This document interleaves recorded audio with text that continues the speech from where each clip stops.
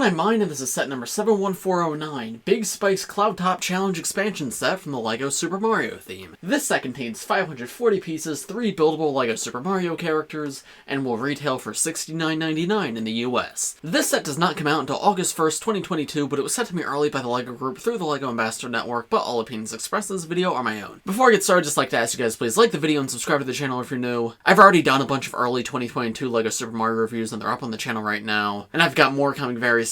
So if that's something you'd be interested in, by liking and subscribing, I'll help put them in your feed as soon as they're posted and also really help support me in the channel. But with all that being said, let's get on to the review. So this is Big Spike's Cloudtop Challenge, and when pictures of this one officially came out, it was definitely one of the Mario sets I was the least excited for. However, now having it in hand, I think it's actually one of my favorites of the wave, because I think it's really well put together. It's a unique aesthetic, it's got fun gameplay, and the characters included are really well done. So let's take a look up a little bit closer. We'll start on the right side where we have a Piranha Plant. We've gotten Piranha Plants in a few sets before, and every time we get them, their gameplay mechanic is always a little bit different, and I actually really like this one. So what you do is you take your character and you stop on one of these barcodes,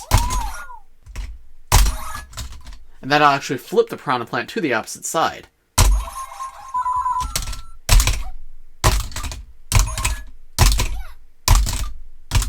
And now the gameplay mechanic with this is interesting because the flip works best if you stand on the orange part.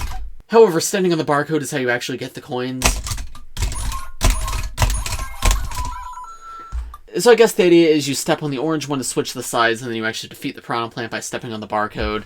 And it's really interesting because those barcodes are on both sides, so you can do it from either side.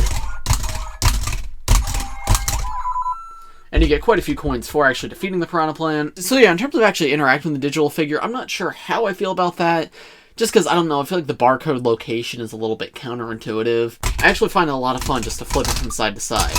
And the Piranha Plant itself is similar to the builds we've gotten for it in the past. You can see the mouth can open up a little bit, but not too much. And I think it represents what it needs to pretty well. So yeah, I think the gameplay there is a little bit funky, but overall pretty decent. And then in terms of the actual play feature and like the movement, I think is actually really good. So I'm pretty happy with this part. Then we get to the next section, which has one of these plant stalks, which goes up to this Cloudtop area. These plant stalks, I believe, are an all-new piece for this wave. If I'm wrong about that, please let me know in the comments. But they're really cool. They're these small individual parts that interlock with each other, and you can make them as tall as you want. They look really good. So I guess the idea is you'd have your characters climb up here. There's also one of these all-new clear support pieces in the back. And yeah, you have your character climb all the way up here. There's a white platform at the top to represent a cloud. And at the very top, there is a superstar block, which, of course, if you put a character on top of it, they get the superstar music starts playing, and of course the superstar gives you full immunity. You can't take any damage from poison or from lava or any other damage sources. That's not a new block, I believe it was in set since the very first wave, but it's always a good one to get because obviously it's a very powerful power-up to have. There's a look at how the whole cloud platform looks on the back. Again, that's an all-new support piece. And yeah, I think they do a good job of combining aesthetic and gameplay. It's not too often Mario sets have like vertical bits, so that's a fun like differentiation. And I think it looks really good and it fits the whole like cloudy look that they're going for. Then we get to the next big play feature of this set. It's got these 2 orange mushrooms right here,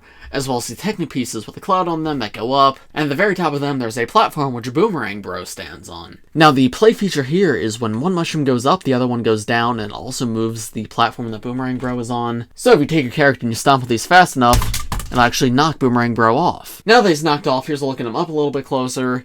And he is kind of funny looking. I'm not sure how I feel about the shell. I kind of wish this printed part was a little bit bigger. But I think it works well enough, especially when comparing him to how he looks in the actual Mario games, which that's a very cool part to get. I'm not sure if I have that one. And then he has like the blue helmet and the matching blue shell. And yeah, I mean, he's very similar to like other Koopas and whatnot that we've gotten in the past. But he's an all-new character for this set. He's currently exclusive to this set, and I'm very happy to get him. Hey, in editing mind here, I'm not sure if I actually showed the interaction with the barcode on Boomerang Bro's back. So yeah, here's what it looks like if you stomp on him.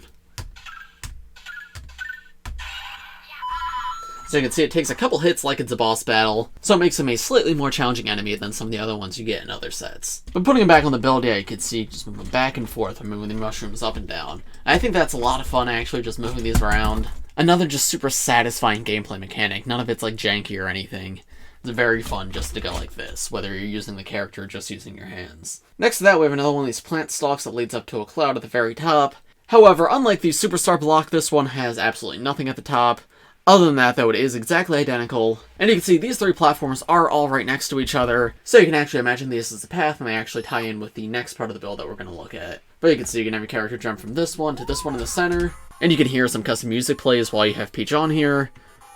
And if you start moving those mushrooms up and down, you can move the platform with her on it. And you do earn coins if you're able to balance her, but as you saw, she is very heavy, so it's quite easy for her to fall off. So that's an extra challenge you can have in this set. But then coming to the next section, we have another orange mushroom. However, this one's a little bit different than the rest. This uses what I believe is an all-new part, and it's a really cool piece with like this spring functionality. You can see you can push down on it, and then it'll pop right back up. So I think this is another way you can imagine your characters getting up to those top platforms. There's no like actual gameplay mechanic for it, but you can imagine Peach stands here, have her push down, and then launch off into these top platforms. But I think this new piece is a lot of fun. I'm curious to see what LEGO does with it in the future. Because it is very blocky, I could see them using it for like LEGO Minecraft pistons, which would be very cool to see, because I don't think we've ever gotten like official pistons in LEGO Minecraft before.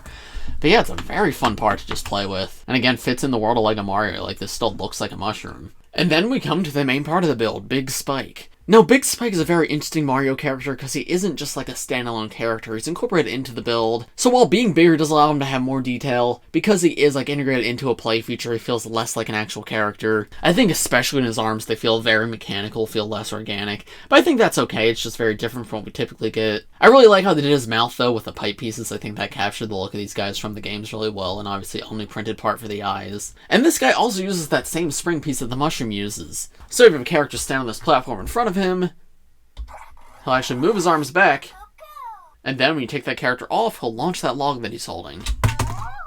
However, I wish there was a bit more point to him actually throwing the log, because yeah, while the entire spring function is really cool, like I really like that, the log just sort of goes nowhere. There's nothing for it to hit. I kind of wish there was a target or something for it to aim for. I tried launching it towards like the Piranha Plant seesaw thing, but yeah, they're definitely too far away for it to hit. But it's a really cool play feature, I just wish there was a little bit more of a point to it. But here, let me show it off one more time.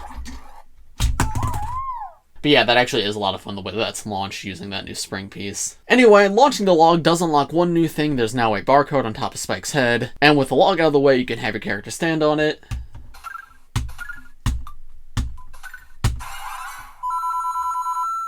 And that's just treated as the typical LEGO Super Mario boss fight where you stomp a few times and you get quite a few coins. Yeah, I don't know, I kind of just wish they went for something a little bit more unique here, because there's a lot of fun ideas that just don't feel like they're fully fleshed out. Anyway, here's a look at how Big Spike looks from the back. You can see he's got a tiny little shell, got a little tail coming out the back, which is very cute, and then you can barely see that's that new spring piece like you see on the mushroom. And when your character's standing on the platform, you can see it moves. That actually is what moves the hands back and then releases them. And then the final part of the set is just a little mushroom. No play feature or anything with this. It's just a brick-built mushroom, but it's a nice extra bit of terrain. I really like the mushroom biome Mario sets. I think they're some of the prettiest ones. And so, what are my overall thoughts on this set? I mean, it's certainly not perfect, but I think this is a really well put together LEGO Super Mario course. There's a lot of fun things going on here, and it feels very unique, but also very solid. Sometimes Mario play features could be a little bit finicky, but I don't know, like all the ones in this set, even if they're not perfect, feel fun, and I think that's what's most important. Like, I wish there was more to the Big Spike one, I wish the Piranha Plant one made a little more sense, but regardless of that, I still had a lot of fun with them, and a lot more fun than I had in, like, Peach's Castle, for example. And then also, the set's just really pretty in terms of looks. I just love the overall aesthetic. So in terms of all that, yes, I would recommend this set. In terms of price, yeah, it's definitely overpriced. This definitely should be a $60 set maximum. But what can I say? Every LEGO set this year is overpriced, so I don't even know if it's worth talking about at this point. So if you're okay paying the price for it, then go for it. But yeah, I definitely would not call it like a must-have set.